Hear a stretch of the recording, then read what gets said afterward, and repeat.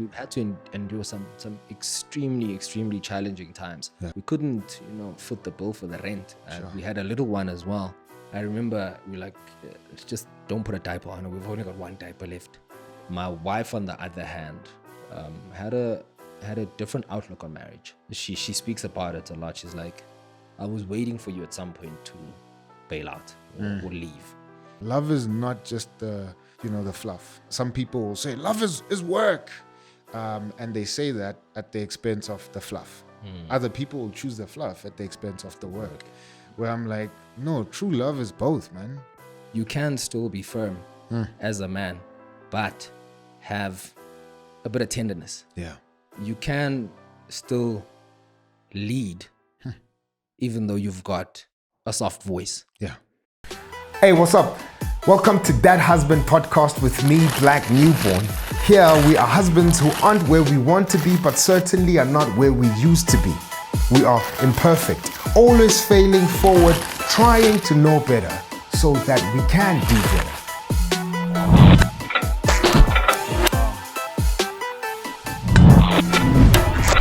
Hey, what's up? Welcome to That Husband podcast with me, Black Newborn. This is where husbands try to know better so that we can do better. Before we get into this episode, we want to thank everybody who's been supporting us.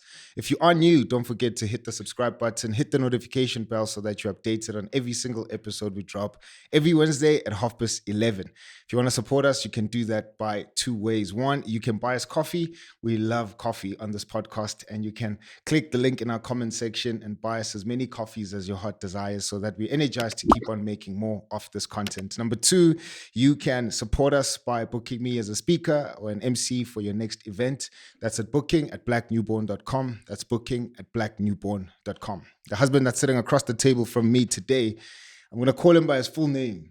Lindo. Zindela. What up, brother? No, man, it's good. It's good. You're good, man. I've not been called by my full name in a while. Yeah. No, man, it's good having you, bro. No, it's good to be here. Yeah, Thank you very much for the invite. No, it's cool, man. Yeah. I'm excited for our chat. I've been checking out your content and just seeing the stuff that you're doing.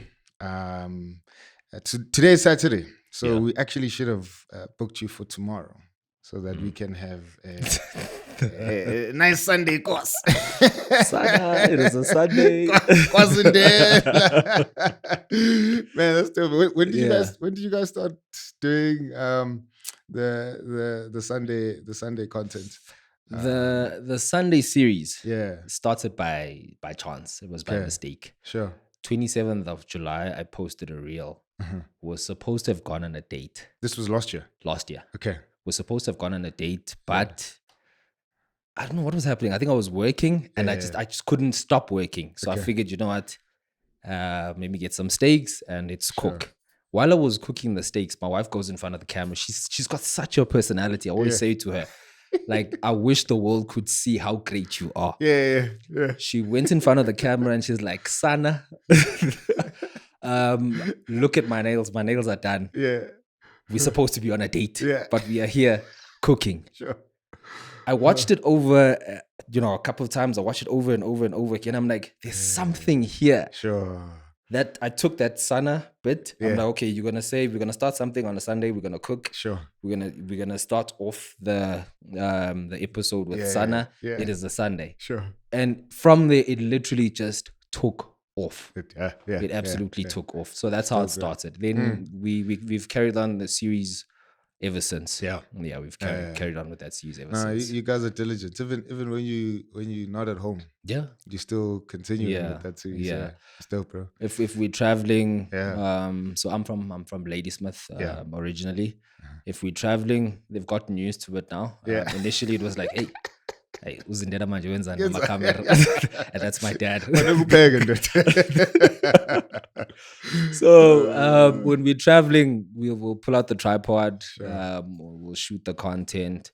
If we're traveling to the Eastern Cape as well, we'll pull out the tripod because my wife is from the Eastern Cape.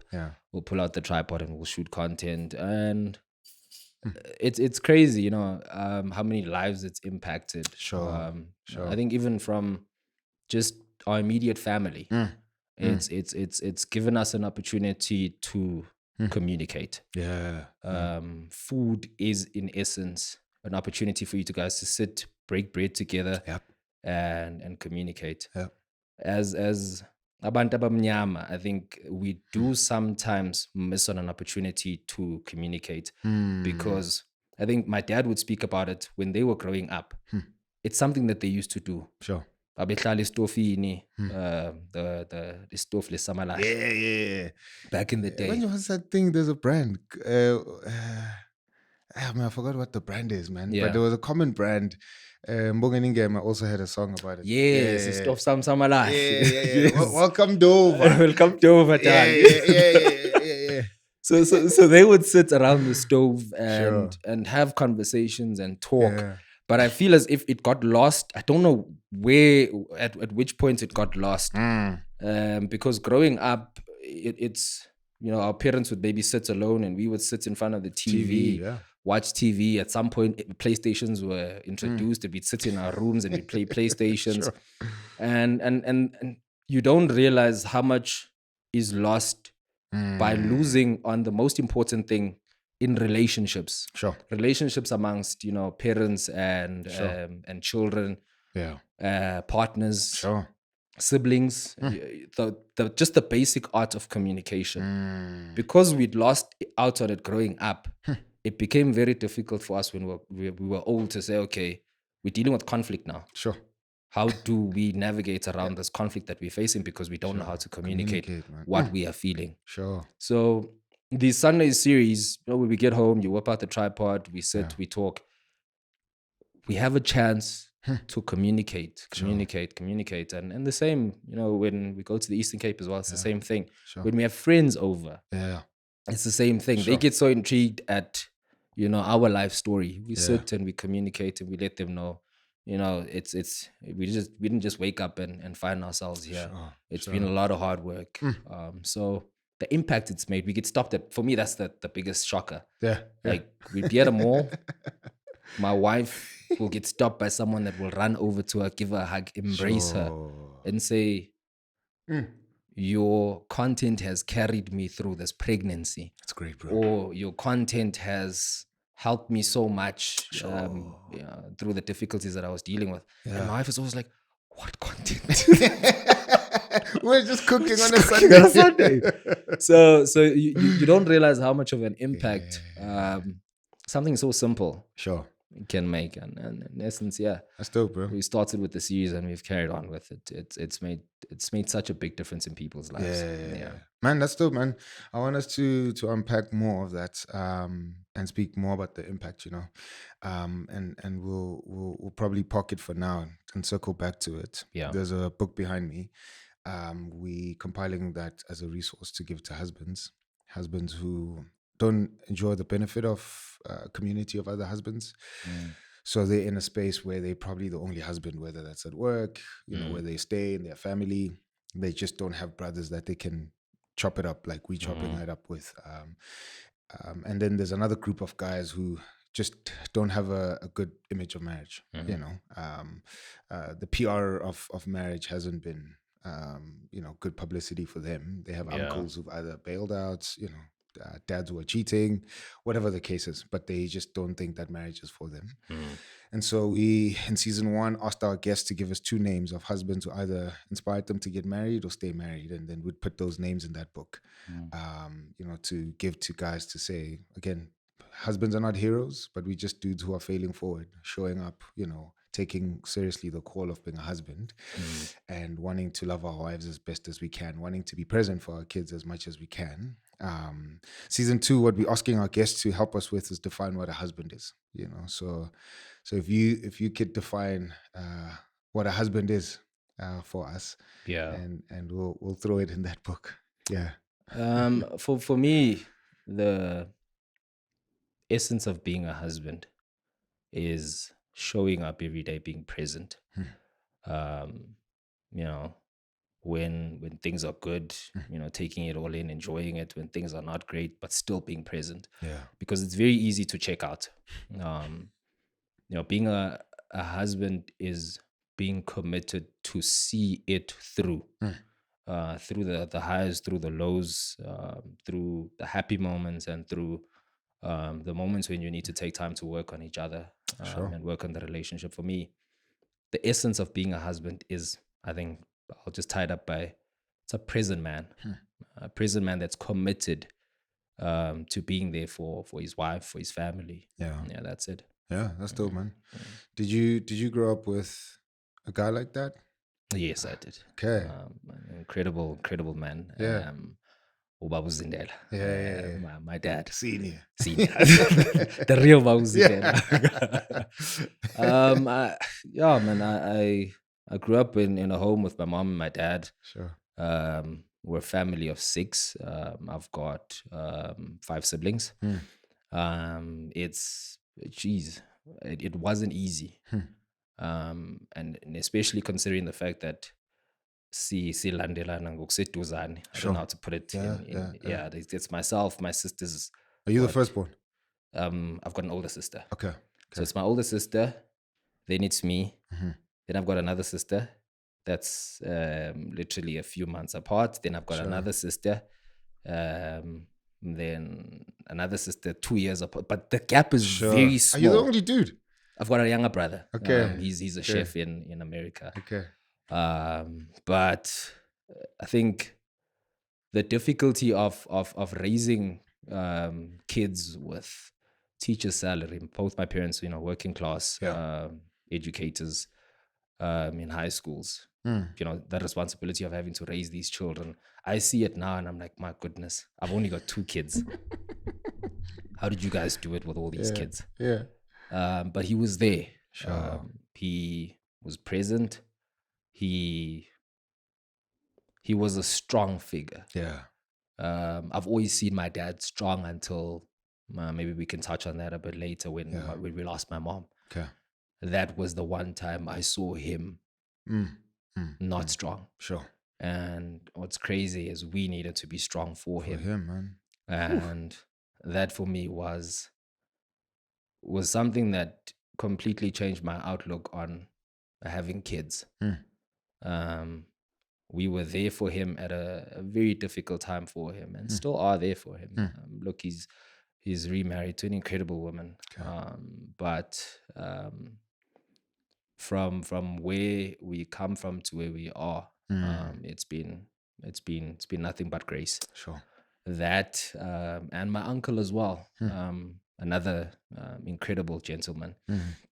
Uncle Bruce. I moved to Joburg in 2017 and I stayed with him. Yeah.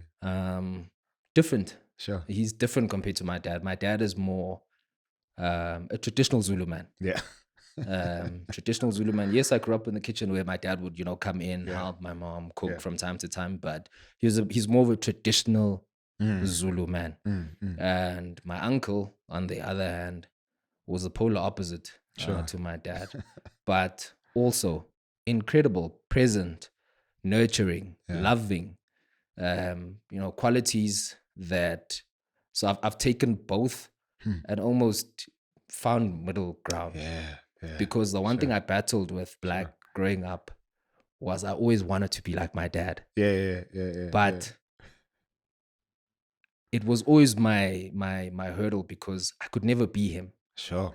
He's got a very strong presence. If he had to walk into this room, you'd feel his presence. Feel him, in the church as well. There's tunes.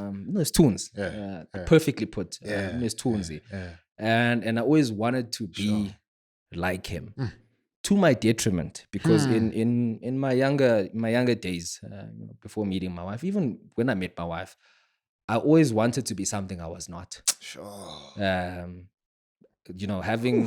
Having this, because my dad was married to my mom for over 20 years, and this is how he was, and because of that, the relationship worked.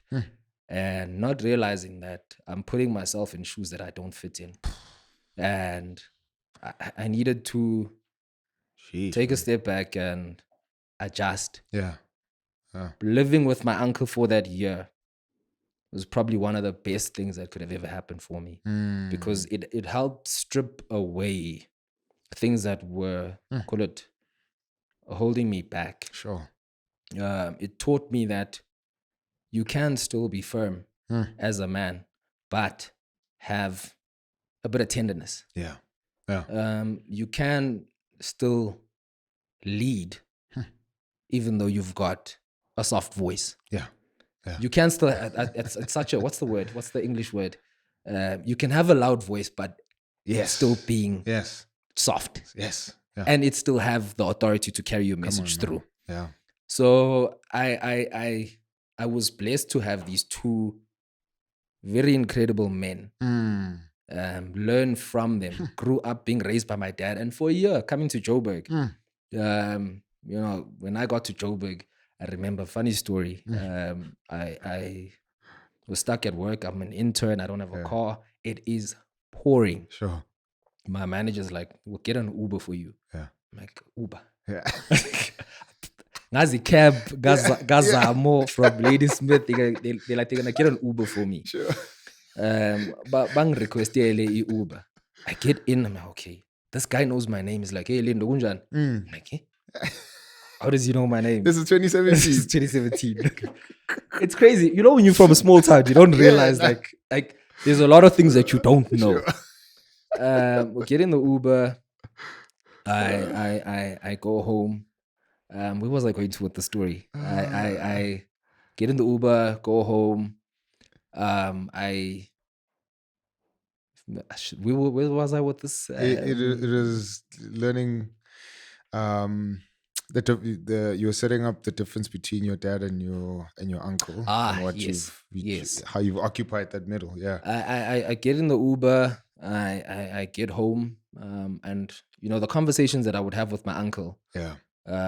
You know, stripping away this macho-ness or bravado that you know that I had. Sure. But still being able to you know be strong, be masculine. You know, it was a massive blessing for me. Sure. And I think in time when I found who Lindo is, you know, down to the core, things got better with my wife, you know, even my girlfriend at the time. At some point she had to move to Cape Town. Sure. But because we had established a strong base, we made the distance work. Sure. And she moved back to Joburg, and you know, life was still good. Sure. Yeah. So those are the two, you know, gentlemen that I would credit and say I've learned from. I had the privilege of learning from, which is not a privilege that everybody has. No.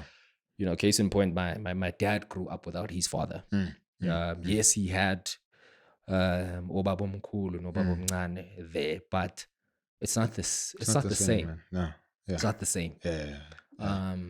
And when he grew up, he always said to himself, he's not gonna, you know, put his kids through the same thing where you know, dad is not around. Yes, I always laugh and say to my kids, like, I'm able to go to you know, afternoon sports and be present at like school gigs. We couldn't be in that position growing up, but not to say I'm taking anything away from him. Yeah, sure. But he always said, when I grow up, when I have a wife, when I have kids, I'm gonna be present. So I'm grateful. That's dope, bro. I'm grateful. Yeah. No, that's good, man. I'm quite keen to explore that some more. You know, so I think it is worthwhile, and we've said it a couple of times here, for men to realize that you can be a lion and a lamb. And I think that's probably the best way that a man can show up.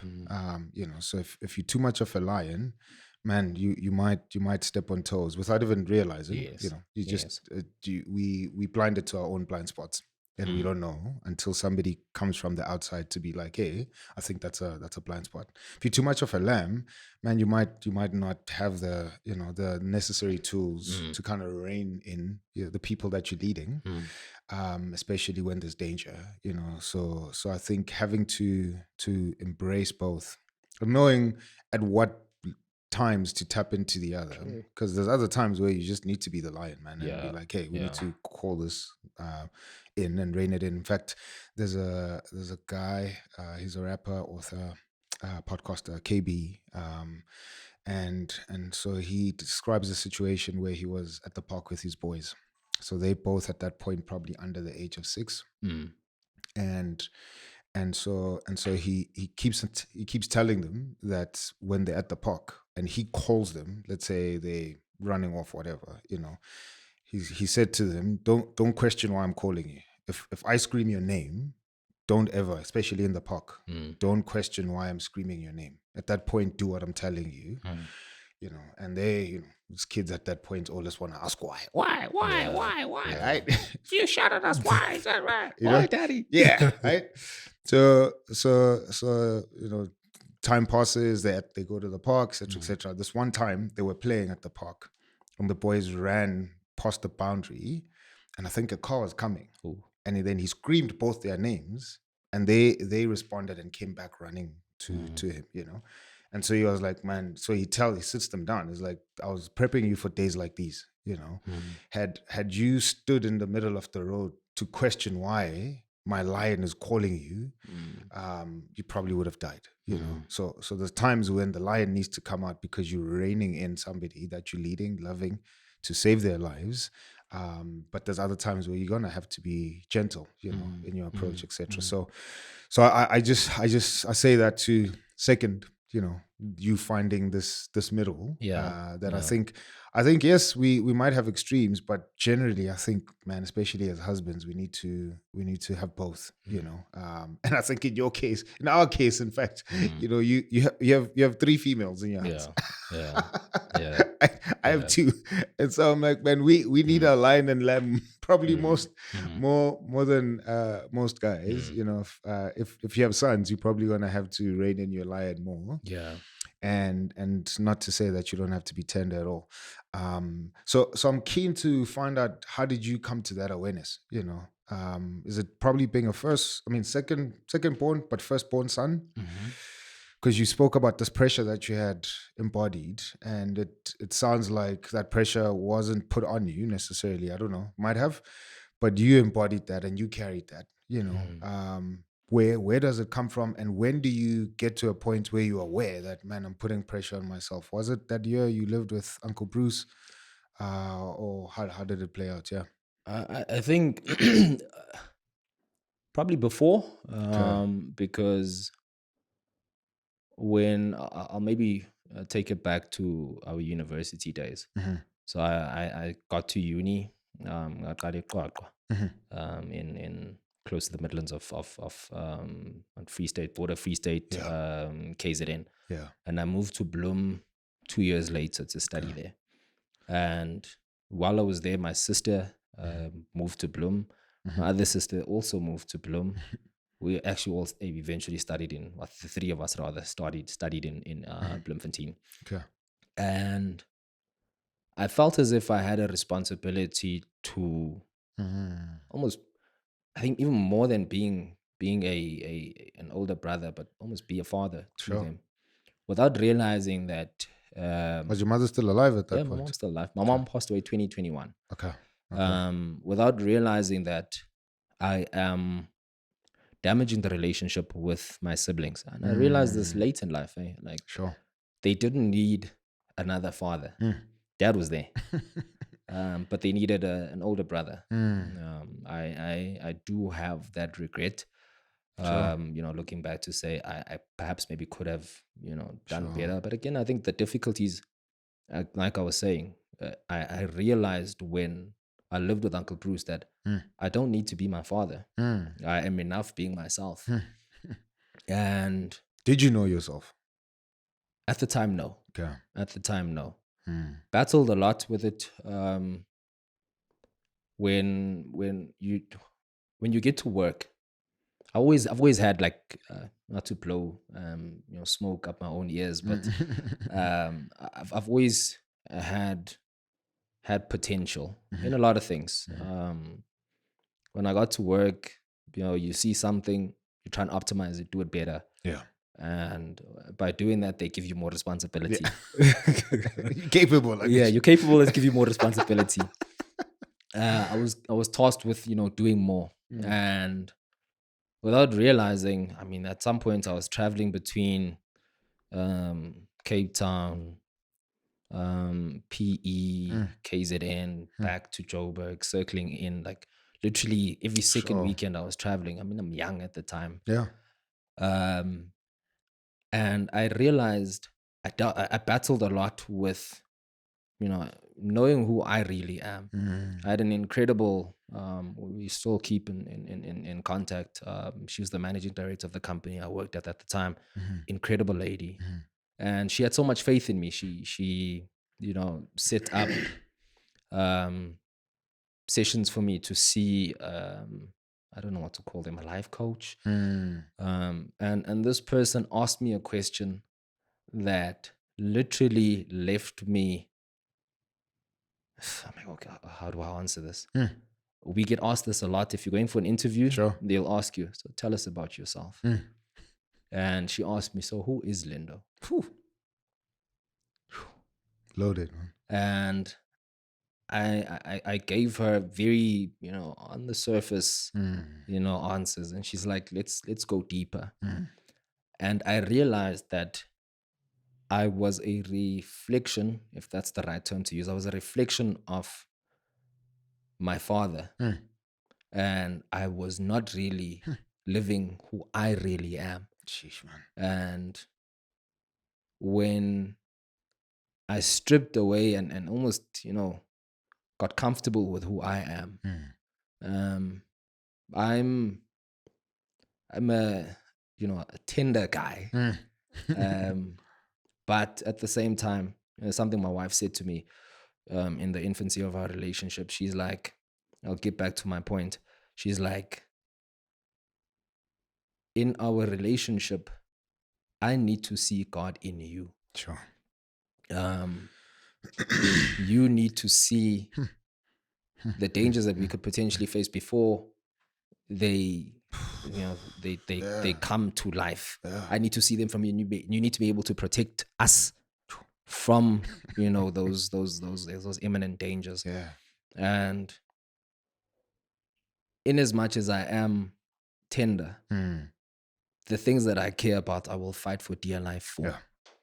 I always say to my wife, my siblings, I want a better life for us. Yeah. And with every given breath that I have, if there's a door that I can open for you, I'll open that door for you. If there's a way that I can help make your life easier without taking away the valuable lessons that you still need to learn, I will do that. Sure. And in essence, that's who I am. I'm a giver, I'm a provider. I'm a safe space, especially for the people that are dear to me. Sure. And when I got comfortable and accepted who I was when I was able to expand on my greatness. Yeah. Sure. I manage a team in my day-to-day work of 17 different personalities. I'm in the short-term insurance space. And these 17 different personalities, I have, watching them grow and expand their possibilities is something that I'm grateful for. But again, I think it speaks to the person that I am. Excuse me. Very nurturing. If I see something in you, I will help you see something that you don't see. Sure. I think that's a gift and a blessing that I have. And it's okay. I think, I'm not sure who said this or what I was watching, but it's okay to be number two. Like, in essence, I think I was watching Sizwe Walsh from Bofu's podcast, and he had Gwede Mantashe. Sure. He was speaking about power. Sure. And how he has no desire to be a president, but he's got the ability to control and move things around. And that for me is something that I'm very passionate about. I can be in a room and see something. Okay, if you put this here, it will make more sense here. Sure. If you take this person here, make a few adjustments, this person will go from here to a higher level. That's in essence who I am. Sure. Yeah. Yeah, man. Yeah. It seems and sounds like you walked the journey to discover that and be comfortable with that, that you'd be able to articulate it the way that you have. And I was thinking now, one, it takes a lot of us a lifetime to even get to the point that you've gotten to. So one, that's just a blessing on its own, and we could probably unpack that some more. And I think particularly for husbands, Yeah. like, man, a lot of dudes wrestle with who they are. And that was going to happen regardless of them getting married or not. Yeah. We all have to wrestle with who we are and how we show up in the world. But I think when you couple that process with marriage, where you meet somebody, you love them, and you make a decision to spend the rest of your life with them based on what you know, but this person is evolving the same way you're evolving, right? And there's going to be changes. The first year of marriage, you marry one person. By the time you get to year 5, that person is somebody else, And so I'm like, man, what if you're not as clear as you are about who you are as a husband, and you still have to, evolve with somebody else. Yeah, it probably explains why a lot of dudes are bucking up against themselves, you know. So one, he thinks, man, there's something wrong with my marriage. And sure, there could be. But let's just say your marriage is what all marriages are. All marriages are imperfect. All marriages will have, challenges. But the normal challenges of marriage will probably going to be amplified if you don't know who you are. I think if you know who you are, then your wife not washing dishes is just that. She just didn't wash dishes, But if you don't know who you are, and you're still wrestling and struggling with that, and I'm not putting pressure on anybody to say go figure this thing out now. I'm actually just empathizing with them to say, if you don't know who you are and your wife doesn't wash dishes, man, then at some level you feel challenged. You feel like she did this because she hates you, or she's undermining your authority, or whatever the case is. And it's like, no, it's just dishes, right? I think the deeper thing is having to answer that question. Who is Lindo? Right? How is Lindo going to show up?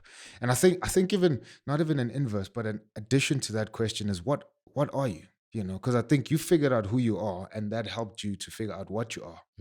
So what I am is number 2. What I am is a catalyst to get other people's, your greatness is enabling other people's greatness. So you figured out who you are, and therefore you can figure out what you are and how you show up in the world.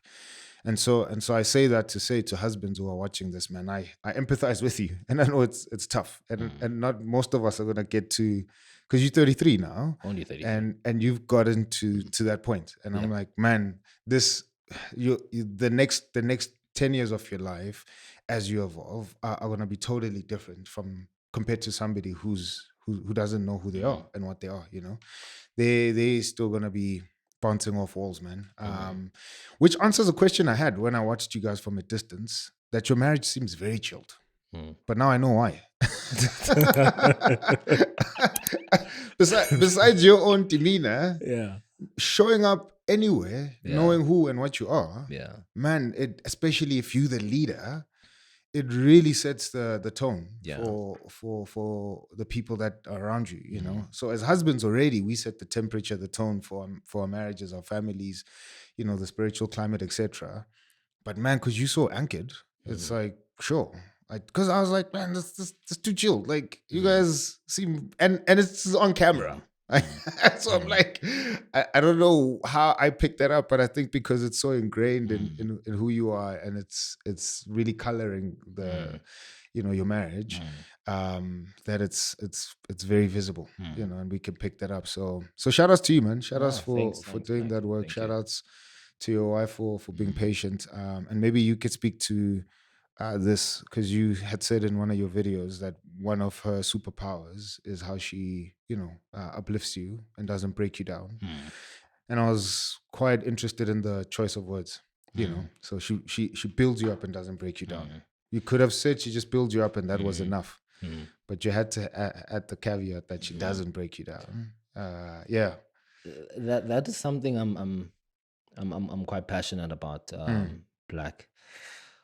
Far too often, be it in our relationships with our partners, or our relationship with our kids, or at work, there is a fine line where you're trying to help someone by speaking the truth. I think, yes, the truth, you'll hear the truth, and the truth shall set you free. Yeah. But it's sometimes how the truth is, put or expressed Sure. that maybe that person at that point in time is not ready to hear that message that they're supposed to hear. You need to find a way to filter that truth. Sure. And I think it's a quality I learned from my mom, where you're able to say something to someone in a softer manner, but it will still carry weight. And a lot of people will have the right intentions. It's a good intention. Whatever you're trying to get across is good, but the delivery. Sure. You know, I think that's. If I was watching one of Dave Chappelle's specials, and he spoke about. I'm lying. It's TD Jakes. Timing is everything. Sure. The difference between a person being funny and not being not funny is just the timing of when to land the joke. Sure. And sometimes in our relationships with the people that we have around us, we have good intentions, but we just don't know how to express it the right way, which is something that like I said, I learned from my mom, which we lost when we lost my mom. So in essence, my mom was a filter between the things that my dad would want to express. Sure. When they come from, like, when my mom was not there, they would come directly. I'm like, yeah. It's like drinking Oros the way it is. Straight Oros. Straight Oros. Like, this is a bit strong. So when we had my mom, it was, she was a filter. Yeah. The message, we know that this message is coming from my dad, but it would be filtered. And it would land and have impact. Sure. And if we were not doing something the right way, when my dad would express, that level of unhappiness about, the way we're doing certain things, and we get a message coming from my mom, we knew, okay, we need to now change the way we're doing things. And going back to my point, there's a lot of men. Some of them have DM'd me. Some, I've had conversations with at the office about how difficult it is to even share something that you're thinking about because you don't know how this person is going to receive it. They'll crush your dream before you even speak about it. Sure. You've got this grand idea of starting a business. Maybe you started a business previously and it failed. And because it failed, you speak about it. She tells you, that's such a terrible idea. Why don't you focus on doing what you're good at? Why don't you focus on your work? On your work, And for me, having a partner like Uzukona, my wife, it's been such a blessing. I've started so many things, Black. Growing up, I would do a lot of things and not see them through. Okay. I mean, a 4-year degree took me 6 years. Sure. Because I was messing around. Yeah. I would start projects. I had a business, very small business, when I couldn't get work in 2016. Sure. Started that. I was selling cleaning detergents, door to door. Sure. I think that's where my passion for maybe sales started. I was selling, stuff door to door, different people. Sure. It was picking up. Yeah. It was picking up. I was able to do my day to day, buy myself toiletries, get myself a t-shirt, sure. Go out and, have some money. But again, I didn't see it through. Hit a bit of a hurdle. Yeah. People weren't, you trust people. Sure. And you say, okay, I'll give you this. 15. Oh, teach us. We think it is time to pay. Yeah. So I would start a lot of things and not see them through. Even at work, you start a project, you don't see it through. Sure. At home, you start something, you don't see it through. A friend of mine and I had call it like a YouTube channel that we had when I first moved to Joburg. We started that, didn't see it through. Sure. And she has never, belittled me or made me feel small or broken me or said things to make me feel as if I am unworthy or I'm not good enough or I'm wasting time. But she's always found a way to call it redirect my energy and funnel my thoughts to say, because I'd like to think I'm a creative. Yeah. I think of a lot of ideas. Yeah. And I'll go and I'll speak to her very excited, like, I've got this idea, I want us to do this, I want us to do it like this. Then she'll take a step back and she'll say, okay, maybe let's maybe let's move it around like this. Let's try to do it like this. Yeah. She refines it. Good, she refines things for me. Yeah. And it's a blessing to have a partner like that. Because number one, it gives you clarity. It gives you direction. Sure. And the biggest thing that she has been able to do for me is hold me accountable. Yeah.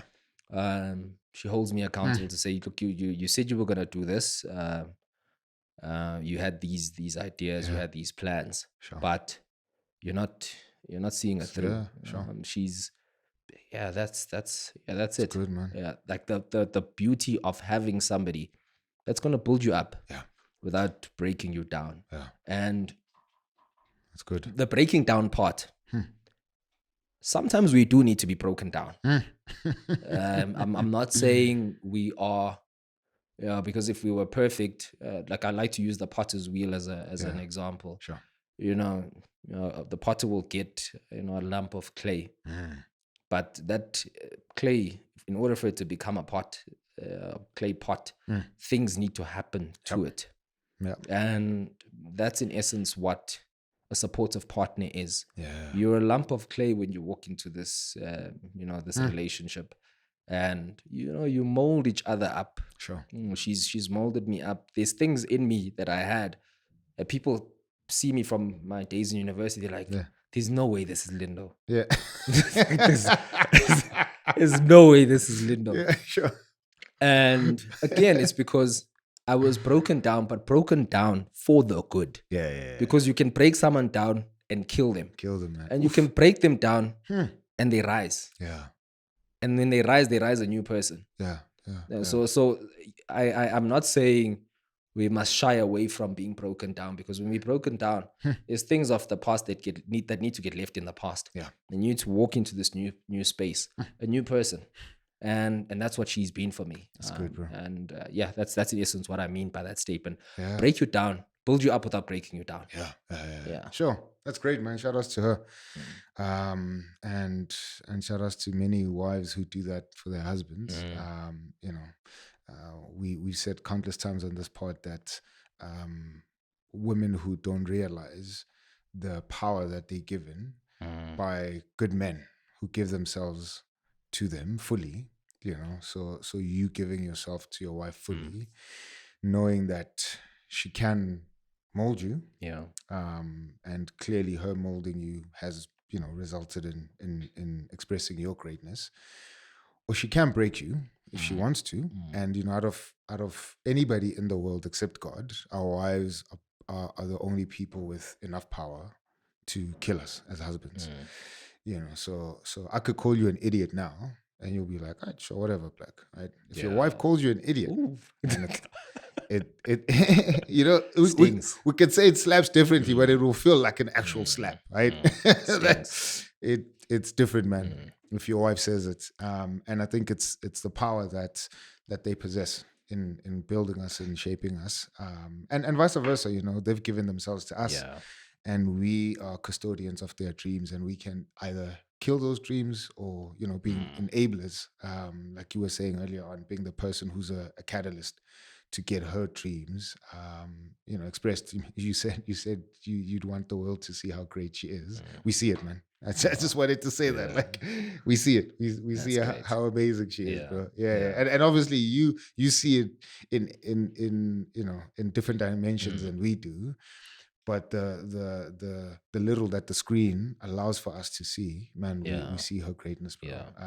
And shout outs to you, for being a catalyst in her life, for doing that. So that's dope, man. I was thinking about just the process of starting and stopping, things. That in one sense we could look at those as like a bad character trait, that you start and never finish things. But I've learned to zoom out and realize that there's people who do that, and they're lazy, and they do that to their detriment. That they've done that for long enough that where they are now in life is in a tight spot. It's probably a place they didn't want to be as a result of these stops and starts. But then there's some of us, and I say some of us because I'm like that as well. And I've realized that because of me, that all these stops and starts were actually, if you zoom out, just steps building up to get to where you are now.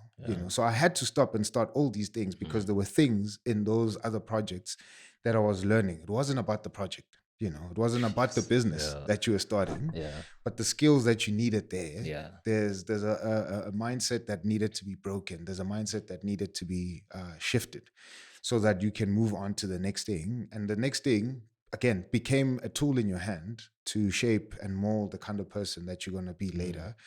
And so I sit here, in terms of work, in terms of purpose, I think I wouldn't have been here if it wasn't for all those stops and starts. So those stops and starts were actually part of the journey, right? They weren't the destinations. And I've been criticized by some people to say, man, you don't have follow through, and that thing would kill me and crush me, and be like, man, I don't have follow through, etc., etc. But then it's only as I was getting older and when I slowed down, I'm like, no, it's not that I don't have follow through. That thing I wasn't going there, It's working for company A, and you find somebody who works there. I'll give you a real life example. I worked at Spur in grade 10, and there was a gentleman there, Sam. Sam was born to be in service, in hospitality, right? You could look at the way the job of a waiter and think, I wouldn't go to school to become a waiter. People would say stuff like that, right? Yeah. And generally society would hold that kind of sentiment. Yeah. But Sam was born to be a waiter, right? Sam was amazing at what he does. He could not have been anything else in life. Being a waiter was not a downgrade. He became, It was his calling. It was his calling, right? That guy, I was like, man, wherever you go, this is where you're supposed to serve and have do hospitality in this way.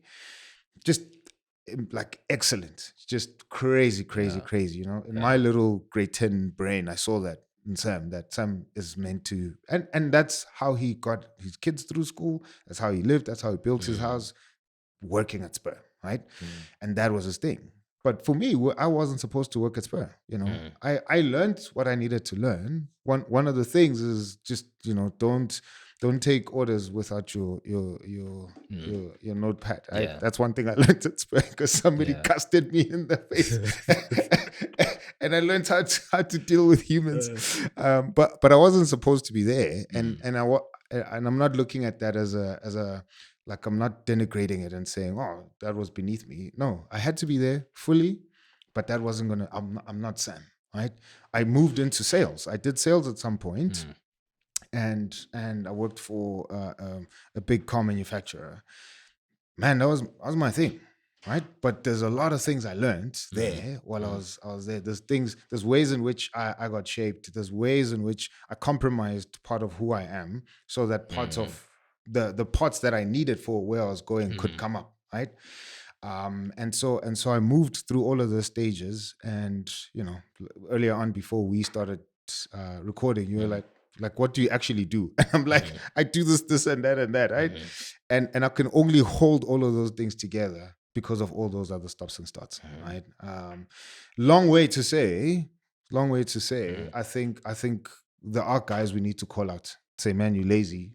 And look at where you are. Life is not working out for you because there's just clearly a trait where you can't commit. But then there's some of us who need to be looked at differently, where it's like, man, this guy's not stopping and starting because he's lazy. No, he's going somewhere. And we just need to be patient with those guys, those girls, because where it is that they're going might show up a bit later. I mean, I'm in my late 30s now, and I'm like, man, I finally know where I'm supposed to be and how I'm supposed to show up there. What is my purpose and what is my calling? But I had to go through all of those, I mean, I've worked. If we would sit here, that would be a whole other episode about all the things I've done, you know. Anyway, and that's just an awareness I'm getting from this conversation, man. And yeah, sorry, man. I don't want it to seem like I'm interviewing you. No, that's cool. It's a chat. You touch on something that is so profound. That the stopping and starting is not necessarily an issue. Yeah. But along that process for you, where you started, different projects, you started different jobs, stopped, didn't see it through. Yeah. Did you have someone in your corner that was helping you almost say, it's okay to stop and start something else? Did you have someone? No. And I think that's why I was led now to even just share this the way I'm sharing it.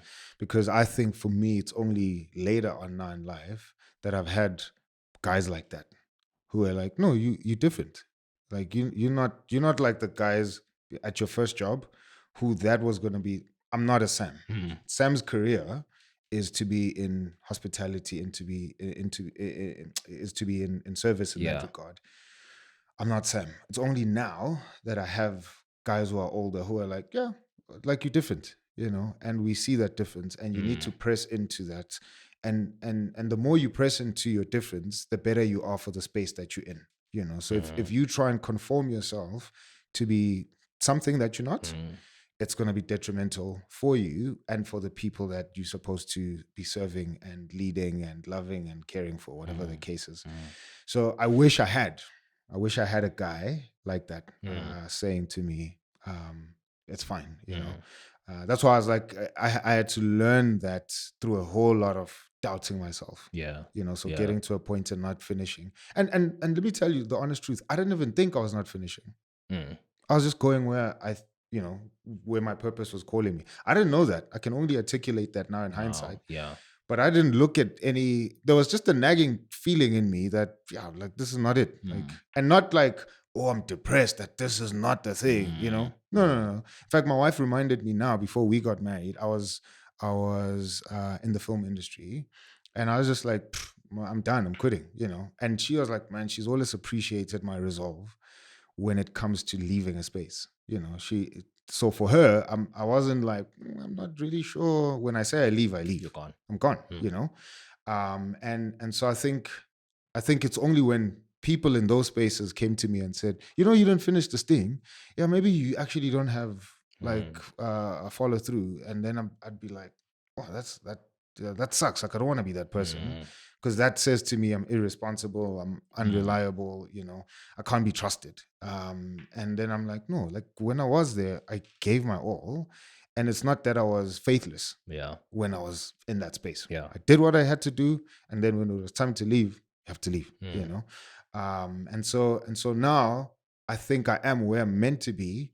And I'm not looking at this again as the final destination, but I'm more settled. And I think this is going to be long term compared to everything else that I've done. But I think I've figured out who I am and what I am, and I can safely rest in this season of my life that I'm in now. Do I think that there's going to be a change in future? Yeah, I think that change is going to be not in the near future. It's probably going to be in the distant future. But yeah, so. But I must say, it's you didn't have someone at the time when you were going through, the things that you were going through. This platform makes a difference to so many men. Guys that are married, guys that are in the process of getting married, guys that are in committed relationships. Sure. Ladies as well. Maybe you're with someone, you're married to someone, you're dating someone, and you just can't piece the puzzle together. Sitting and listening to conversations of substance on this platform adds a lot of value. When you sit and you battle with certain things and you listen in on a certain episode, you're like, my goodness, it's such a different outlook on life. Sure. So it's quite impactful. No, thanks, man. No, I appreciate that, bro. Speaking of impact, your guys' tagline is, giving marriage positive PR. Yeah. Unpack that for us. Hey, Beans and Bonds, 3rd edition. When is it happening? The 26th of April, right here at Christchurch Midrand. And we are going to have an incredible time with my man, my friend, the dopest ever. You've seen 2 of his episodes right here on That Husband podcast. Mr. Timber Tom Dooley, who's going to be our guest of honor. He's going to pull through and we're going to be speaking about faith and sex. All right, let me say that again. Sex and faith, that's what we're going to be touching on. And guess who's going to be on guitar and on the mic performing for us? None other than my wife, my only one wife. I don't have any other. Ladies and gentlemen, Lily Million is going to be there at Beans and Bonds. And if you missed the first 2, you don't want to miss this 3rd one. We are continuing with it, so make sure that you book your seat. Who is Beans and Bonds for? For anybody. Your husband, you're an aspiring husband, you're a boyfriend, you're engaged, you're a wife, you're a girlfriend, you're a single, pull through. This community is growing and it's just been dope seeing reoccurring faces every single month, and we want to see you again. And if you haven't pulled through, make sure that you book your space right now by hitting the link in our comment section or scan the QR code that's appearing right now on our screen. Make sure you book your seat, man. Beans and Bonds, pull through. This is where coffee cups form connections. We want to see you there. The 26th of April. I'm going to be there. Timber Tom Dooley's going to be there. Lady Million is going to be there. Don't miss out. All right, peace.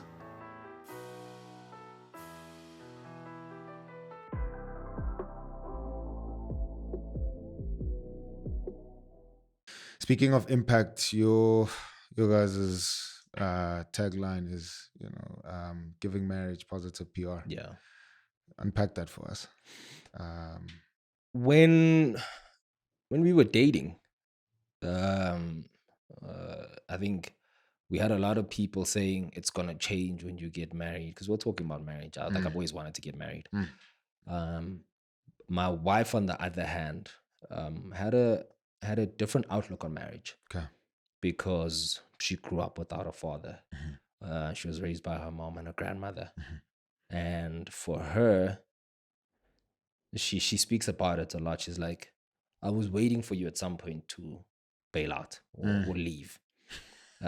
She was in the relationship, but when you're in the shallow side of the pool, yeah, you haven't gone all in to say, if I drown, I drown.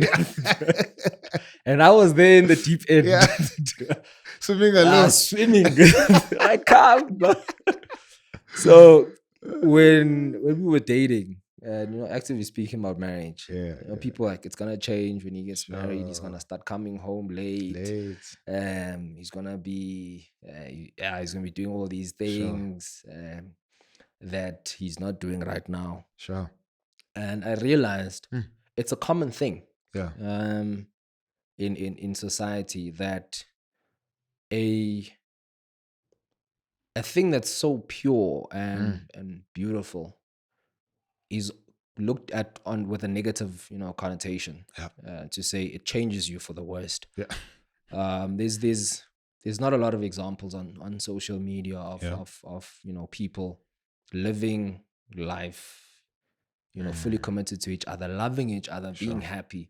Like there's a lot of negative comments that you'll get. Yeah, he is cheating. Yeah, he's got a side chick. Yeah. You just don't know about it. Like those are common things that you'll hear about on social media. And I think it all stems from the fact that it doesn't have positive PR. Sure.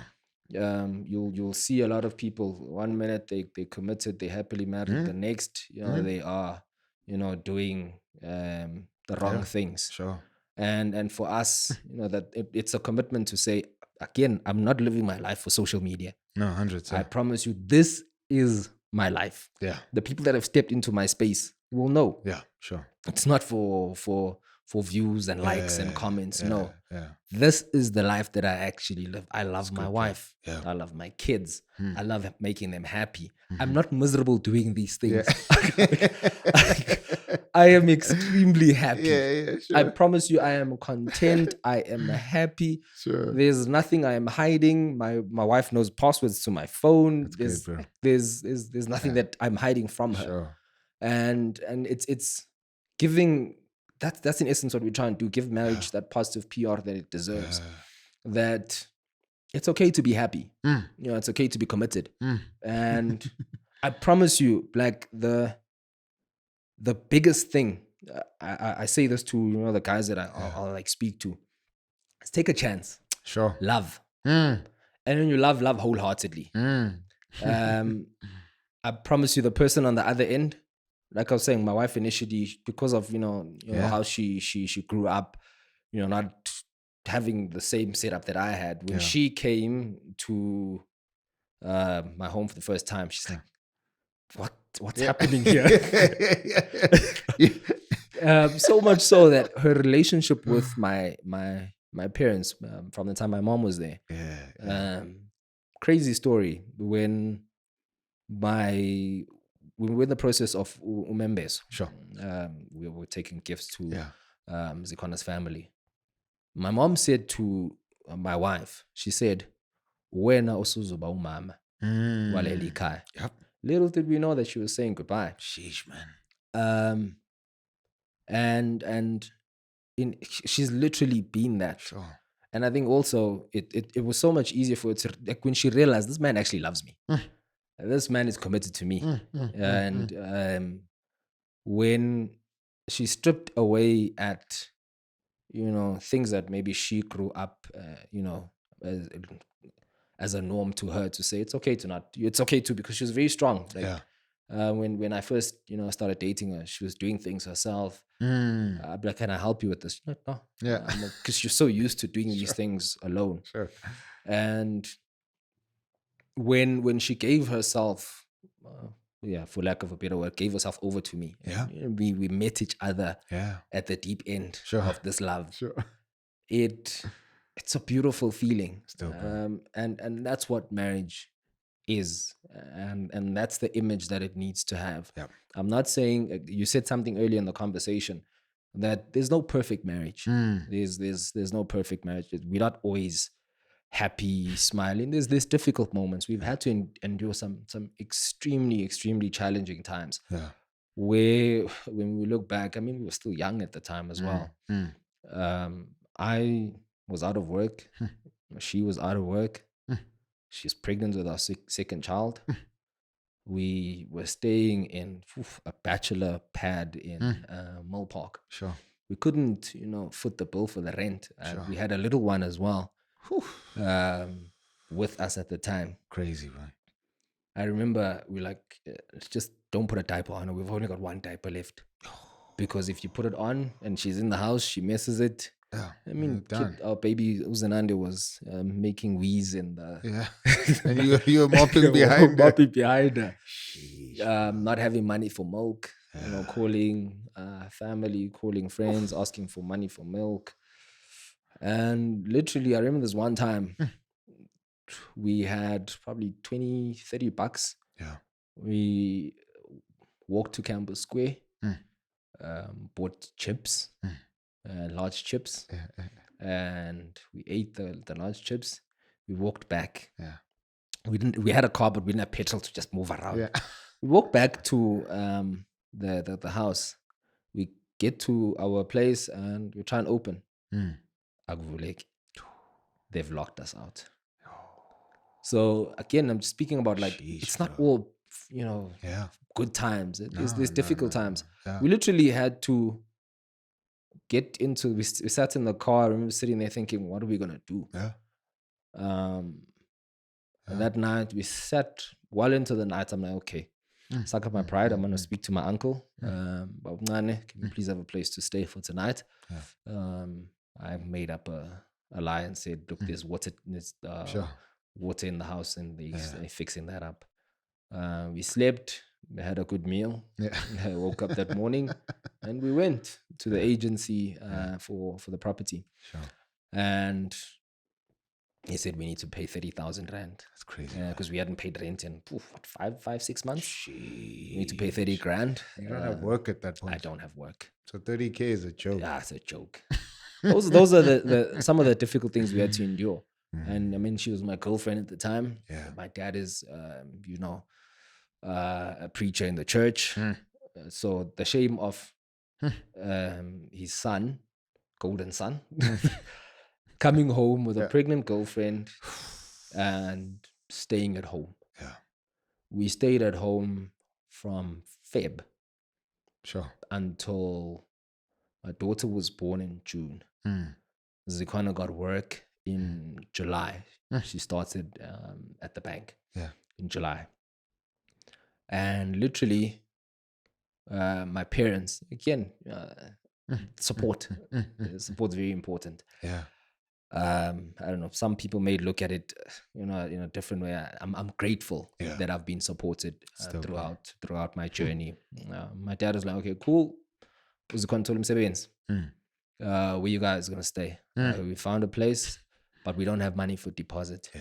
Cool stuff. I'll support you guys. I'll give you guys the 1 month's rent and the deposit. But we are not. Come on, Zindela, come on. We shut up. It gave us what did you Window. Yeah. It was Kanding. So we got in the car, shot back to Joburg. Literally, Zikwana hadn't even the baby was like barely a month old. Sure, she started working. I'm taking her to work every morning. And spending time in Sandton with printed CVs because I don't have work. She's working. I'm going door to door. They tell us, no, you must go to our website. And like, I've been to your website. I've seen no one, I know, So I'm spending the day in Sandton, door knocking, trying looking for work because it doesn't make sense for she can't drive a manual car at the time. So I spend the time in Sandton during the day.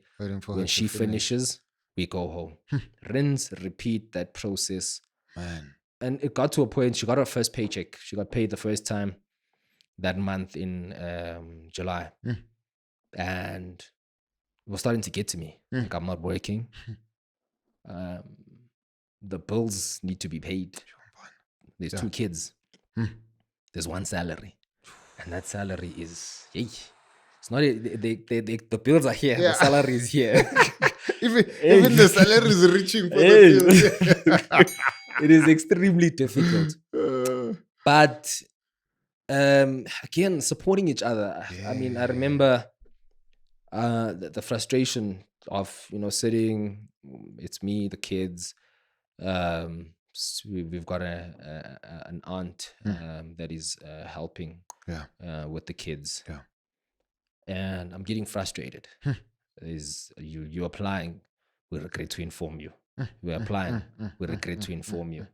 Literally, you feel like, where am I going? And I remember I went to the gym. I'm like, just go have a look at the gym. I go have a look at this gym, and I took up a free week trial at the gym. Because I didn't want to commit and add bills when we don't have the means for it. I start training and I enjoy it. It helps me. I speak to her. I'm like, can I please join the gym? In the morning after I drop you off, I'll go train. She's like, no, cool. How much is it? It's like $300. Local gym. And I start training. And was that also to just get your mind off stuff? Yes. It's helped me, alleviate the stress. Because I felt like I was, my own thoughts are starting to consume me. And the sales manager at that gym, I'm generally a friendly guy. I'll speak to everyone. He's like, bro, you're always here during the weird times where people are at work. What's up? Do you have a business or something? I'm like, no, bro, I'm out of work. I'm looking for something. He's like, come start tomorrow. Like, crazy. Like, okay, the last time I sold anything, I was selling door to door. Again, it goes back to that thing to say, whatever you're doing is leading you to the next man. Come thing. on, bro. Come on. I thought this guy's joking. Literally, I gave him my all the supporting documents that they needed. They did the onboarding. You had plenty of them. I had it ready. Printed. Gave him these things. I was like, okay, cool. We've got your stuff. Put in your uniform order. You're going to Craigall for training for a month. Oh, wow, it's happening. And Nemalia Corner was, I mean, the basic salary was nowhere near, enough to sustain a household. But, the variable income portion, the more people you bring into the gym, the more you earn. I said, I mean, that can't be all that hard. And did the training. Worked, and the hours were really long. That's another point again. Speaking about hardships, when you see it on social media, it's such a pity. My old phone broke. I can't get into it. There's so many pictures I had where we'd be at robot drops, handing out flyers. We'd be at people's doors, knocking on doors. And I mean, I've got an accounting degree, but I'm doing something where people would look at me and be like, but this guy, we were in school with him. And I post my pictures and statuses to say, guys, here's me doing these robots. Come through so you can join a gym. And the numbers were showing. The guys were coming in and joining. And I realized I am really good at this. Something my mom said to me, some of the last few conversations I remember having with her, where she said, keep digging. You're close to reaching your gold. That always, sticks by me, even when I move from one project to another, from one thing to another. Just keep digging. You're close to reaching your goal. And my goal was, you get a lot of people coming in and out saying, oh, you're really good at this. Send us your CV, or you're at home with an uncle. I'm Shana Tumeli CV. And it never ever came to life. And this guy comes in, walks into the gym. He's like, I just want to have a look around.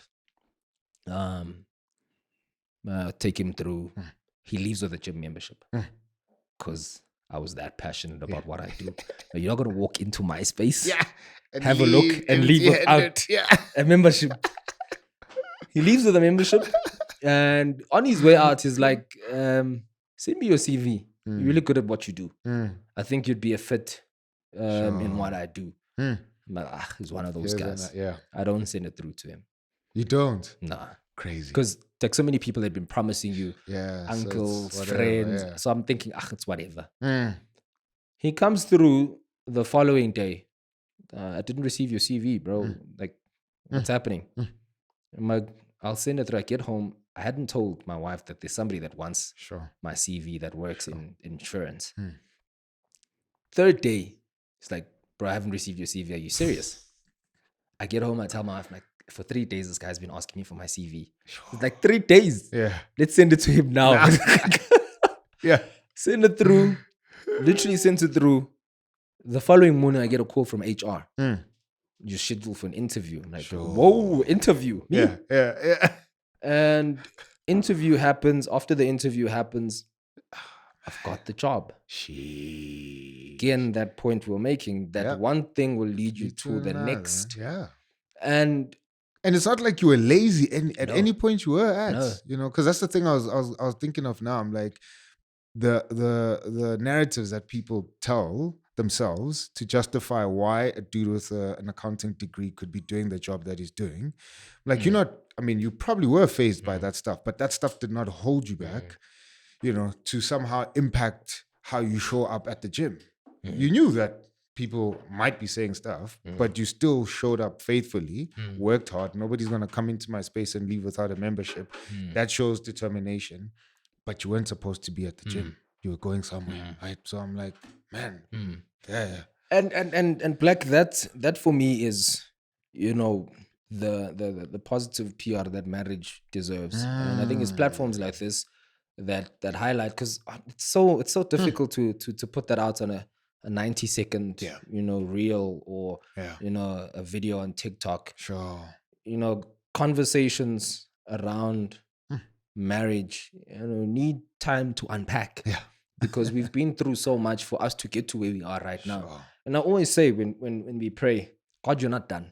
I just pray that we have the faith to let go so that you can take charge.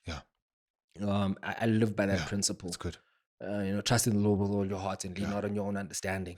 Live by that principle, because it's gotten us so far in difficult periods where we were both out of work. It was hard, but we stuck by each other. We were still and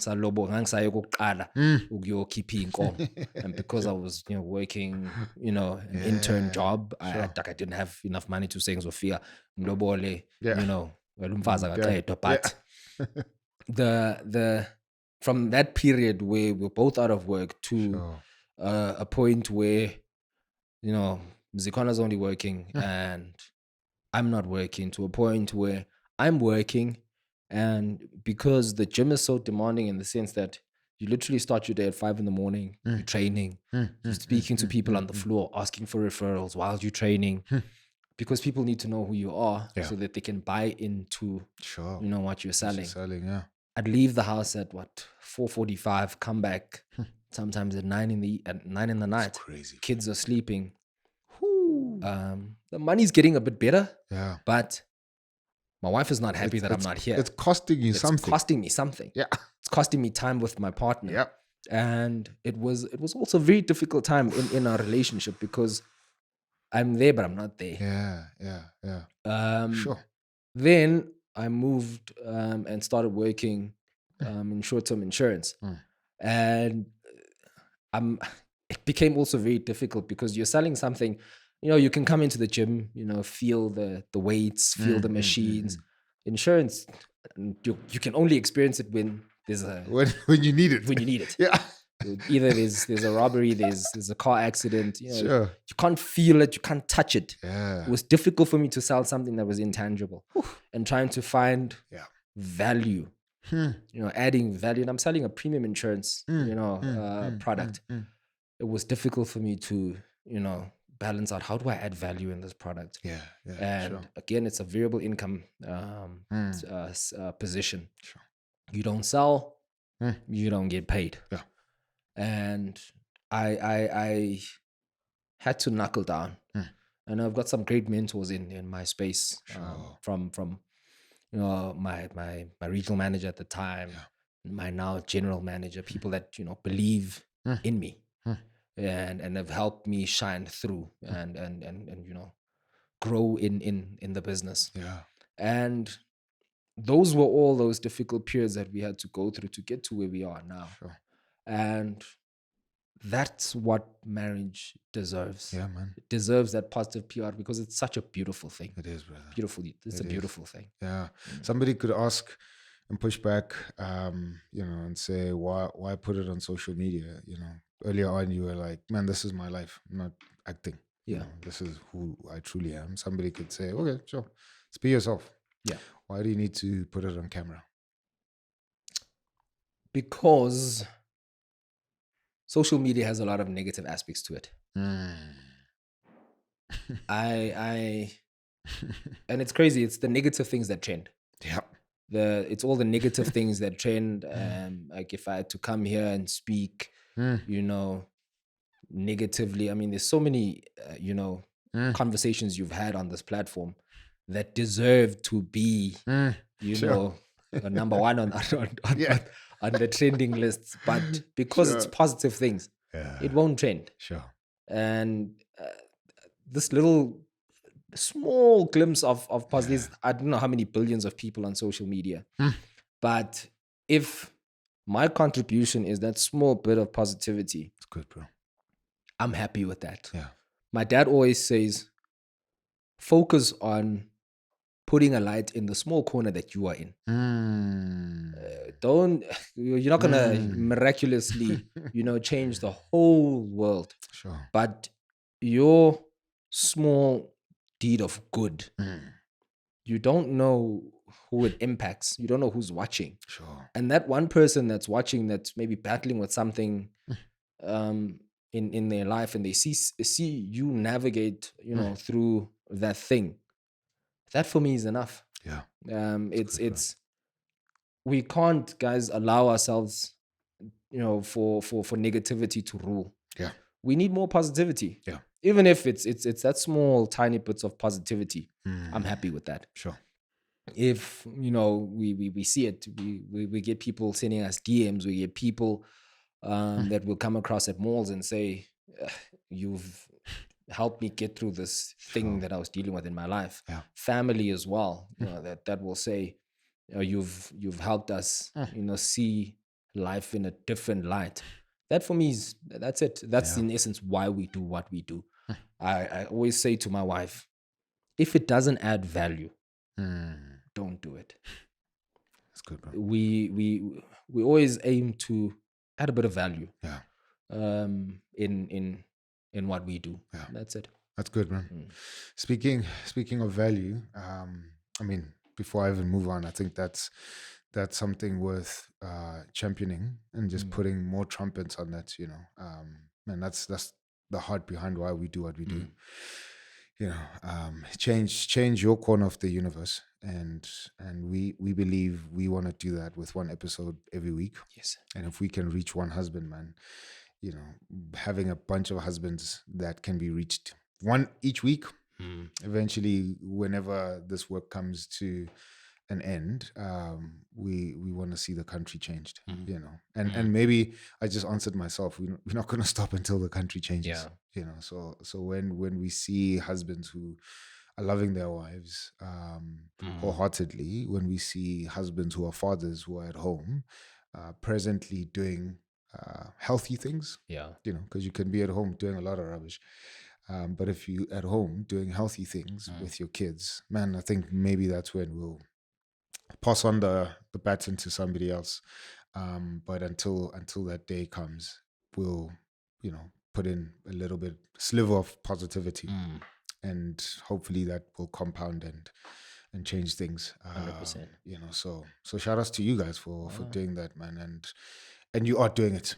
You know, so there's people who say, we want to do this thing, and they just don't do it, you know, but you guys are actively doing it, and we appreciate it, man. Oh, thanks, man. And I could sit this side of the table and say I'm one of those people who, you know, are blessed by your content and seeing it. And that's why I was just excited, man, to have you on the pod and sit and chat, you know. So shout outs to you guys, and shout outs to your wife for, Thank you very much. yeah, Thanks, for Black. carrying that. Yeah. Yeah. Speaking of value, there's a couple of practical things maybe you can help husbands with. You guys have kids very early on in your relationship. 2. Yeah. so unpacking your story now, I'm like, you guys are crazy for having a second one. If the first one was walking around butt naked, peeing on the floor, right? It's like, isn't that? No, you can say that again. When I told my dad that Zindela's pretty, he just laughed. Yeah. What? Yeah. Exact same reaction. Like, how? Yeah. So I'm like, there's that, you know, where there's a whole lot of choosing that you guys are doing. And you know, I always say that love is a choice. You know, I was talking to one of our interns, and she was like, she's wrestling with these boys her age who say that, you know, they it's possible to love more than one person. You know, I was like, I don't think it's possible to love more than one person. I think you can be attracted to many people. You know, you can lust after a lot of people at the same time, but love is a choice. So I might be attracted to girl 1 and girl 2. What determines how I love girl 1 or girl 2 is exactly that. It's the choice. You know, so if I choose girl 1, I'm technically saying I don't love girl 2. I might be attracted to girl 2, but I don't love her, and I've made the choice. And so, and even the word choice itself, you know, fundamentally means you can't, you picking one for the other, right? And so if I've made a choice, I can't, and that's why I think it's a fallacy for guys, and they use it as an excuse to say that I'm in love with more than one. No, you're not. You're just attracted to a bunch of women. The one that you love, you've by default said that you don't love the others. You know, and so you guys are choosing each other in the process of your marriage. You know, so you're not choosing other people. I'm yours, you are mine. We are here. Life is happening. You get kicked out. You have a baby. There's that happening. Blah, blah, blah, blah. So how do you make the decision for baby number 2? Why do you even make the decision for baby number 2 so quickly? You know, maybe it's inspired by your dad, because he's also like, pa, pa, pa, pa, pa, pa, pa. So, and then there's a story you shared about, you know, wearing one jacket for some particular winter over and over and over because you were prioritizing having your girls dress up. Yeah. So even that, it's like you could have had one, and you could have had multiple jackets. Or multiple shoes in the case of my wife. Shoes, so walk us through the dynamics, man, because again, I'll end it here. Love is not just the fluff. And I don't think we should choose between the fluff and the hard choices of love. I think it's both. I think love it's not devoid of the feelings, not devoid of the romantic stuff. It's not, some people will say love is work. And they say that at the expense of the fluff. Other people will choose the fluff at the expense of the work. Where I'm like, no, true love is both, man. Like, I'm making the hard choice of loving my wife, of us having a kid, me not choosing other women.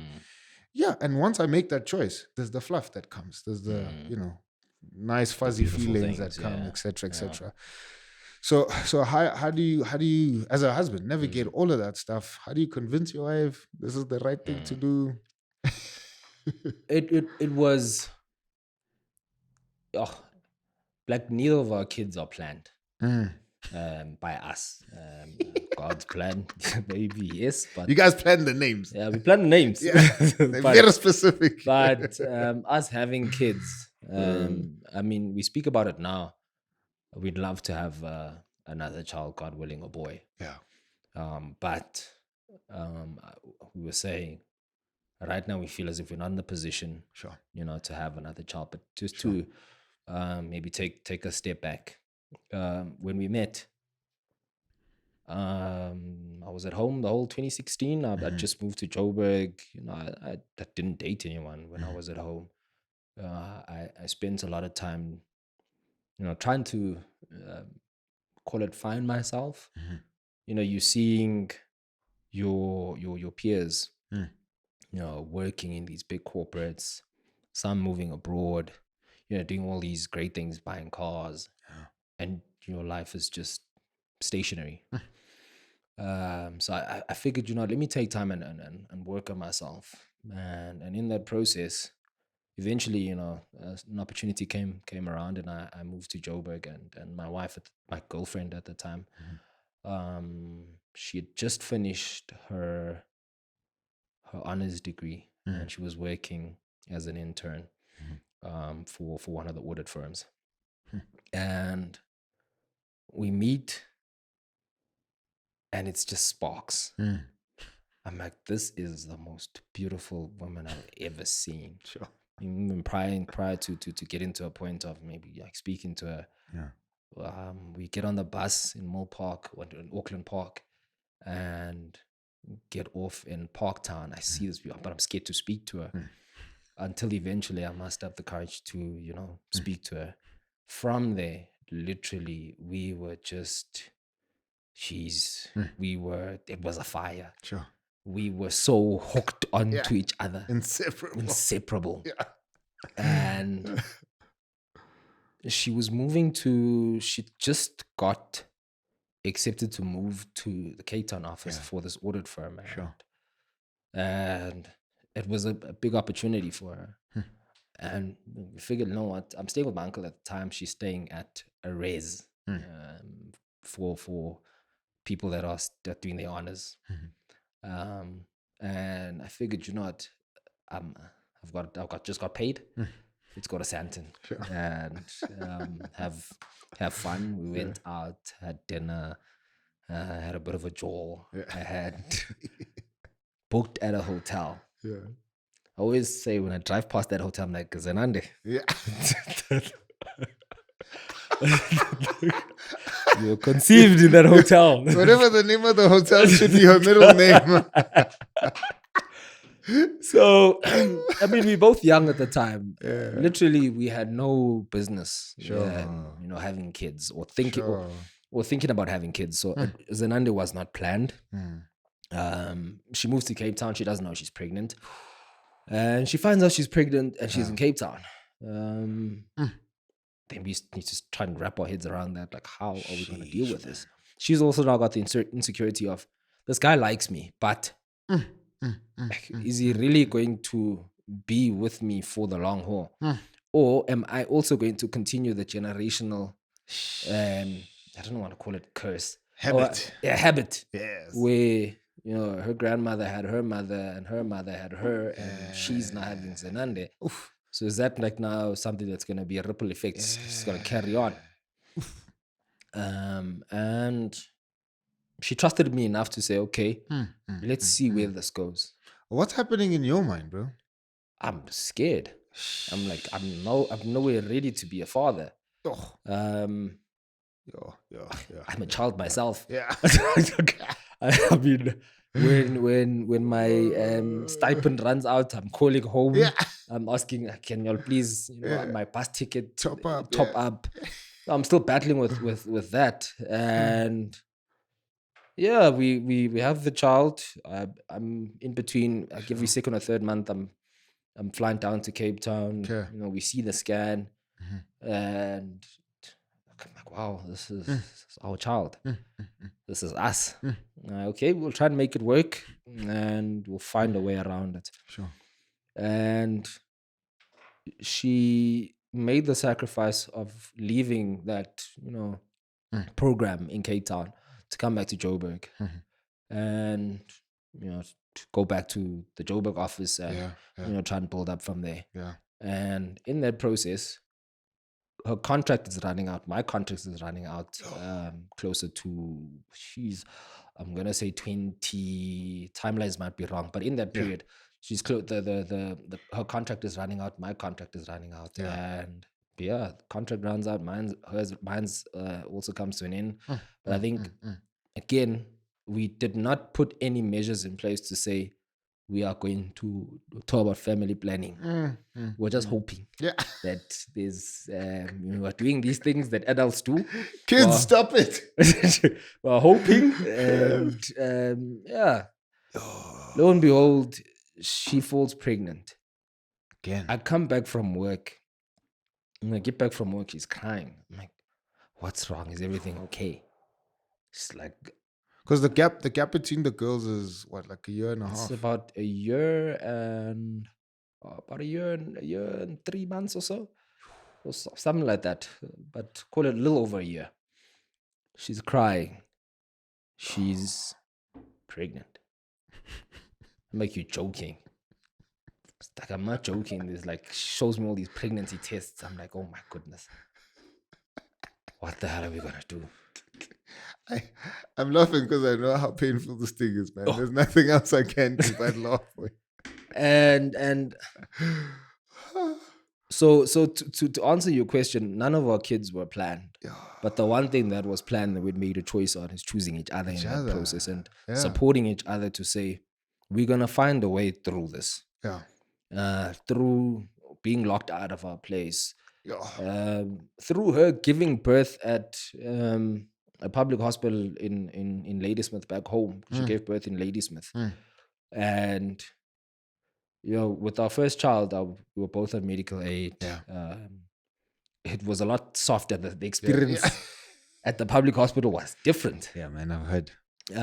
But, we made it through that. And I think we consciously have always made the choice to choose each other. And if choosing each other in that process where we've got two little girls means we have to make the sacrifice of, not having clothes. I remember this other time I was seeing a client. He's a prominent, I'm a piano DJ. I'm with a colleague of mine. We're insuring his pub here in Sandton. And he says to me, I look back, I'm like, oh, that was actually painful. This guy says to me, hey bro, why you dressed like a middle-aged dad that's going to church? I'm like, oh. Sometimes the things we say, né? Yeah. You don't know what the person is dealing with on the other end. I can't afford to buy myself the clothes that I've got cots that just need money to be emptied, but I don't have the money for it. But we made the choice to say it's okay.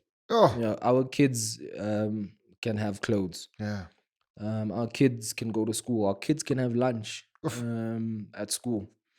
And it was extremely difficult. I mean, I had one jacket for the whole winter. My wife had one pair of open toe shoes In winter. in winter.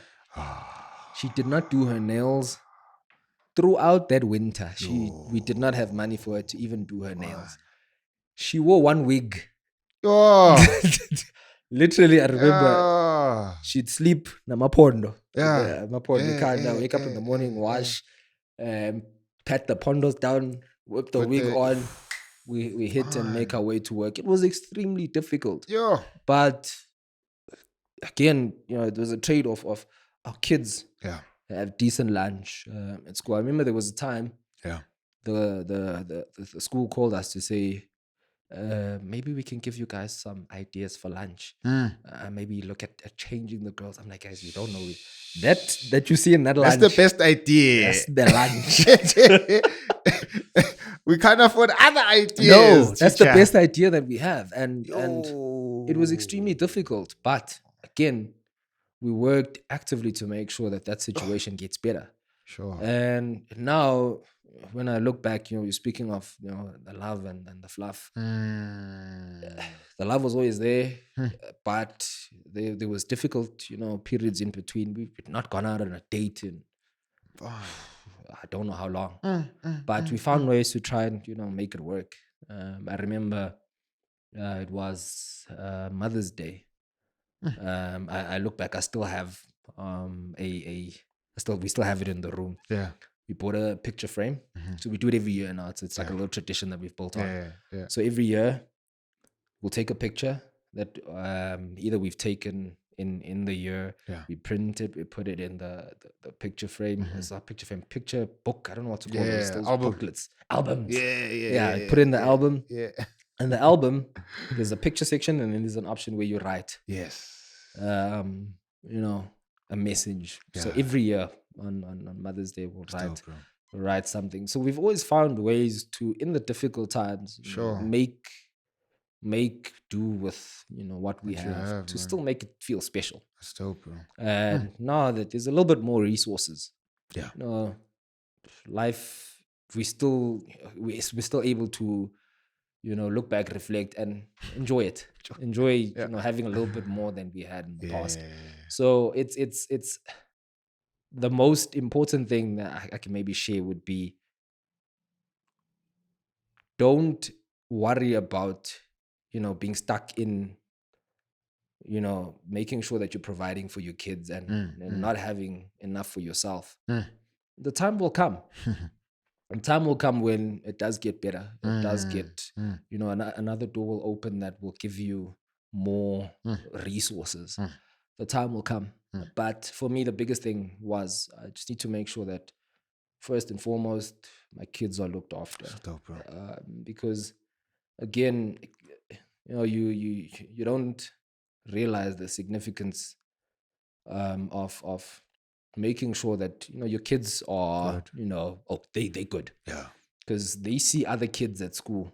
Yeah, bro. And they'll hear other kids speaking. When there's play dates or when there's birthday parties, we've not been able to do a birthday party for our girls like a full on where we have other parents come and other children, but we still find a way to make it special for them. So I think the biggest thing is that make sure that we've on our side, I'll speak for myself. We've made sure that our kids are good. Yeah, that's good. And it was a bit of a sacrifice on our side to say until we are okay. It blesses my heart right now to see my wife being able to do her nails. As in when she wishes. She's done her nails. 2 weeks later, she wants to go change them. Yeah.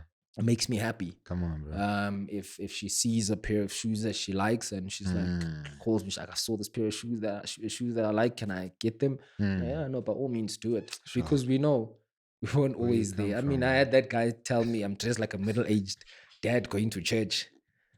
And yeah, it stung at the time, but he didn't know what I was going through. Yeah. That is hard, way. He didn't know what I was going through. But again, showing up every day. Yeah. Trying to be a better version. A better version, a better father, a better husband. And it eventually will filter through. Yeah, I saw your video where you bought the girls' bikes. Your firstborn reacted differently. Yeah, Um, yeah, and as a firstborn yeah. of teenage parents, Mm, myself, um, when we won, mm, man, I celebrated with my parents in a way that my siblings couldn't have. And mm. I mean, it's unfair to say that about my siblings because there's like a 9-year gap between me and my sister Yeah. and 17-year gap between me and my little sister. Mm, So and life had changed quite drastically. But like the 15 years that my family was together, when we won, man, I just celebrated differently yeah. because I knew, You knew. yeah. And so Different. looking at the girls, Yeah. they look different Yeah. in how they celebrated. Am I assuming correct that? 100%. Yeah. Like, she's got such a memory on her. So before we moved to the house we're staying in now, we stayed in Edenville. That's the place that we stayed at when Zikana just started her job. Sure. It was a small apartment, 2-bedroom, small. Mm. She remembers it. Every time we drive past that place, she's like, "Daddy, here's the small house." So she remembers a lot of things. Yeah. She remembers the struggles. Yeah. She remembers maybe not, or just carrying, bread and peanut butter, or bread and jam, and water to school, and, Sure. and a fruit, if we have any Yeah. towards the end of the month. Yeah. She remembers a lot of those things. And Sure. she's more appreciative. Not to say I'm taking away anything from my little one, because when she was starting to grasp onto things, things were a little bit better. Yeah. But the little one, the older one, knows some of the difficulties that we had to endure, and it makes her appreciate things a lot more. When we bought those bikes, I mean, they'd been asking for bikes for a while, but I mean, we just didn't have the money to get the bikes. And Christmas was coming around, and we bought all the groceries, we bought everything for the house, and for Sundays. Yeah, everything was ready. And my dad was coming up for Christmas, and I figured, what? Let's go. We left them with the grandparents. Sure. We went and we bought the grandparents gifts. We bought the girls gifts, like dolls. And we wrapped the dolls up, and they thought, okay, like these little boxes, that's it. Yeah. We bought the bikes, we left them in the car. And in the morning, we are like, okay, let's go get some bread. Yeah. Like, okay, cool, we're gonna get some bread. And when they saw those bikes, like the reactions are different. They're very different. Like Uzenande is like, she was like, I stopped recording the video because she was crying. She's like, she couldn't believe it. And I think also it stems from seeing us struggle for certain things, and struggle to put things together for them. It was difficult, but the appreciation is different, and the personalities again are different. Zoe is more, she's the life of the room. Literally, she'll come in, she'll speak your ears off. She's got a response for everything. And Zenande is different. She's more timid. And I think also the experiences that Zenande had growing up versus the experiences that Zoe had are different. We're shaped by our experiences. My GM loves saying this, is like, Zindela, give your kids opportunities to learn. By that I mean, if you have a chance, take them to a game farm. Don't let them just see lions on YouTube. Take them and actually go see these things, learn. So Zoe's grown up having an opportunity. We'll go on like a holiday, she'll see things, whereas Zenande knows like the grind. She knows. She knows when things were not like this. Yeah. She knows when things are not Yeah, like this. yeah. So it's been quite a journey. Yeah, It's it's been good, quite a bro. journey, and yeah, watching them grow, Yeah. and have an appreciation. I think that's another thing that I always never want them to lose lose sight of is appreciation. It's great, man. And being grounded. Mm. Because once you lose that, you've got unruly kids. Yeah. You've got kids that think the world owes them something, which is not the case. No. They still need to remain grounded, but in that they still need to know how great they are. That's if there's one thing that I've seen in schools, the confidence that our counterparts have, it's crazy. They've got crazy confidence, and again, it's having the confidence, but still having the ability to remain grounded. That's good, bro. Yeah. Sure. Do you think the the beginning part of your journey with your wife, and how you guys have overcome that, do you think that's what made her jump into the deep end?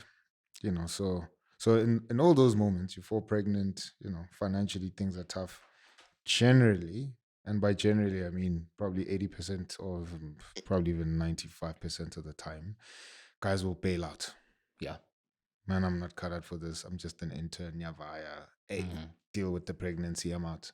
Right? But you stayed, which I'm keen to hear why you stayed.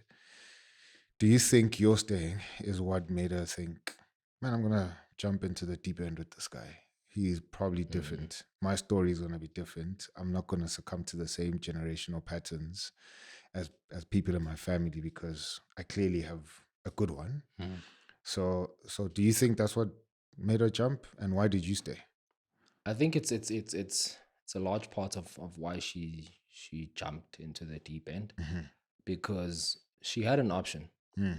She could have gone home to Mtata, and I could have gone home to Ladysmith, and we could have tried to long distance it, and the likelihood is, at the infancy of a relationship, distance is sometimes a challenge. Sure. And I committed to say, you are going where I am going.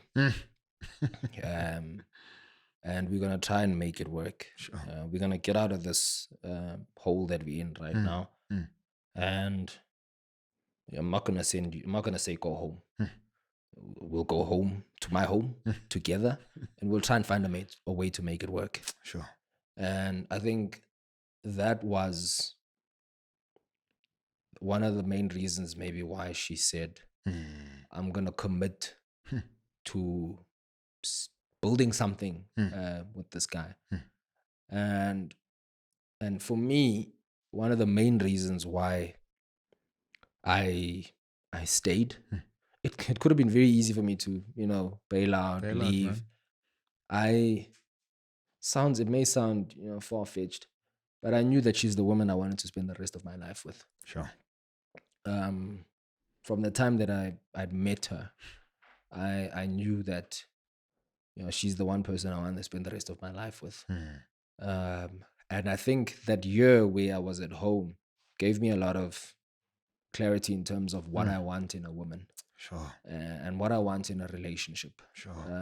And in as much as, yes, it was still a work in progress. Like, personally myself, I still needed to work on myself. I knew that she's the one person I want to spend the rest of my life with. I had not gone through the exercise previously in my previous relationships of praying.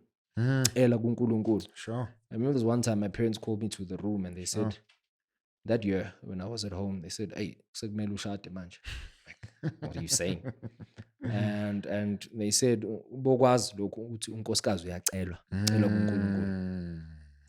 I had never gone through that exercise. And when I met her, before I spoke to her, while I was still pursuing her, I went into the exercise of praying and, getting, clarity from God to say, Nkosi nangu umuntu omsondeze kimi. ngicela ukuthi ungenze ngimfanele. Because sometimes God will bring a gift to you, but you're not ready for it. You're not ready for it. You're not ready for it. Sure. And I went into the prayer to say, Lord, please fix me up so I can be suitable for the gift that you've bestowed upon me or blessed me with. That's power. And that was one of the main reasons why I said I'm gonna stay, because I knew there's gonna be better days. Sure. It's not always gonna be like this. Come on, man. I had faith, unwavering faith that days are gonna get better. I swear to you, Black people were speaking, saying things, and through that, I had no doubt that it's gonna get better. Yeah. And that certainty of knowing that I'm here, I think made her even latch on even more to say, as long as I've got my husband. Well, good, man. It's not my husband at the time, but as long as I've got this guy. That is husband material. Husband material. It's clearly husband material. This guy's gonna make things happen. Sure. And yeah, man, I think in time, having faith in each other and trusting each other, we're like, come what may, we'll find a way to get through whatever we're going through. Yeah. And that for me is what's made me stay. Sure. If I could enjoy the highs of, meeting a beautiful woman, loving her, the thrill of, youth and the ebbs of not having work. I mean, why must I just, live off the highs? Sure. You need to also be able to live off the lows as well, to say, it's not always going to be like this. Yeah. And even in your season of reaping, you need to know that it's not always going to be like that. Exactly. And the situation is whatever situations that we face, the good is there to teach us something. Sure. It's something that I always preach when we speak, nonkosikazi, to say, kuhle manje kodwa siyofika isikhathi lapho kuzoba nzima khona. Kodwa I'm not saying now we must, anticipate, live in fear that things about to get rocky. But let's enjoy this. Sure. Enjoy it wholeheartedly. The spaces that we're privileged to sit in, the conversations with people we're able to have. Let's enjoy that. And when we enjoy that, when the hard times come, you'll still have the taste of it was once good. And that's what carries us through. That's what carries us through. Man, truly appreciate you, bro. If we could go on for another hour, we would. How long has it been? It's probably 2 hours, bro. Are you serious? Yeah. So, oh my goodness. I told you. I told you. You asked if I know enough that we'll carry it. I said, listen, even if I know one thing, we'll talk. We'll talk. Yeah. So, no, truly appreciate it, man. Appreciate you. Appreciate your wife. Appreciate the girls. Your story is as much as their story. You are a husband because God gave you a good thing. And he has given you beautiful girls as well to look after, man. So thank you for, sharing. And I know that there's probably more, and I'm putting this on camera that, plus you live in the part of the world that I love. So I'm inviting myself. We would be glad to have you. that we have another coffee, man, off camera. Just to unpack and be encouraged some more, and just man, drink from your well, because clearly you guys have put in work. God has blessed you guys, and he keeps on, just growing your lights that you want to shine in the world. And you are. Thank you very much. So your statement in your bio, your tagline, you're living up to it, man. So thank you very much. Marriage has a positive PR because of what you guys are doing. Appreciate it. Yeah. Thanks, man. Zindela. Black. Yeah, guys, thank you so much for tuning in. Please don't forget to leave your comments. We'd love to get to hear your thoughts about what we spoke about. Yeah, man, there's a lot of other things that we can definitely unpack. So leave your thoughts. Let's share this with other people, and hopefully it starts a conversation with your spouse that will lead to a very rich experience for your marriage. From us and the team here at That Husband Podcast, we'll see you next week, Wednesday, 11:30. Don't forget that, right? Peace.